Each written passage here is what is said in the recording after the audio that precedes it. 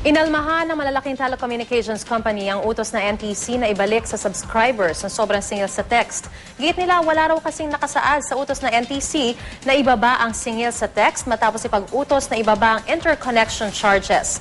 Pero tingin ng consumer group na Text Power, nagpapalusot lang ang mga telco. Narito ang report.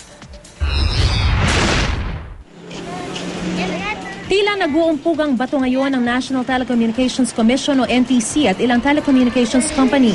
Ito'y matapos ipag-utos ng NTC sa telcos na ibalik sa kanilang mga subscriber ang sobra-sobrang nasingil sa text simula December 2011.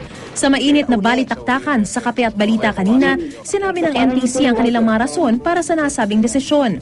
Nasa order po ng NTC na ibalik nila yung 20 centavos per text. Per text.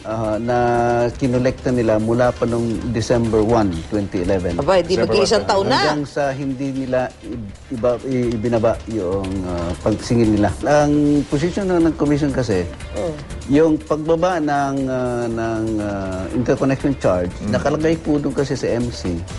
Ang intention nung MC na yon na pababain ang communications cost at gawing affordable yung SMS.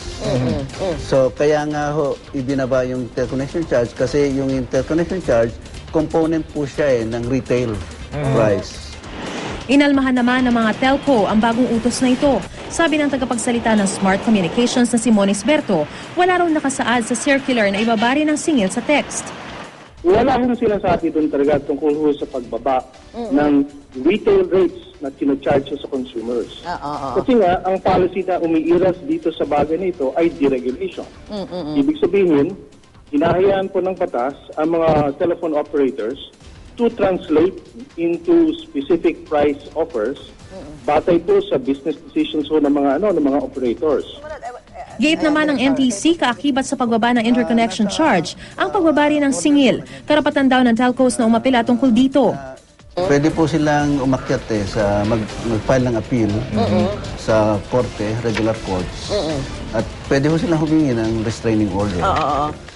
So sa ngayon, ano po ito parang ang tawag dito? Hindi po siya parang final and executory? Hindi pa po siya final, but it is executory. Hindi kami nagpapakyut dito sa issue na ito, no? Kasi ang isang order ay isang seryosong bagay. Kung susunod tayo dun sa order, dapat nakalagay dun sa order kung anong dapat gawin. Ang position na namin yan is we will seek a reconsideration of the decision. Okay. So we will file, I believe, a motion with the NTC within the period na sinaad po dun sa order na yan. Ang Globe Telecom naman iginiit na walang nakasaad sa NTC circular tungkol sa 80 centavo price ceiling. Kaya gagawin daw nila ang lahat ng legal na hakbang para maprotektahan ang karapatang magdikta ng singil sa kanilang serbisyo. Pero para sa consumer group na Text Power, nagpapalusot lamang ang mga telco. Sa impression kasi ng consumer, nagdadahilan na lang sila. Nagdadahilan na lang. Malaki na yung kinikita nila, kumuha pa sila ng sobra, nagbayad naman kami ng tama. Ay, sa ibalik. Tapos, ngayon, pwede sanang ibalik, binibigyan sila ng pagkakataon na ibalik, pero nagdadahilan sila.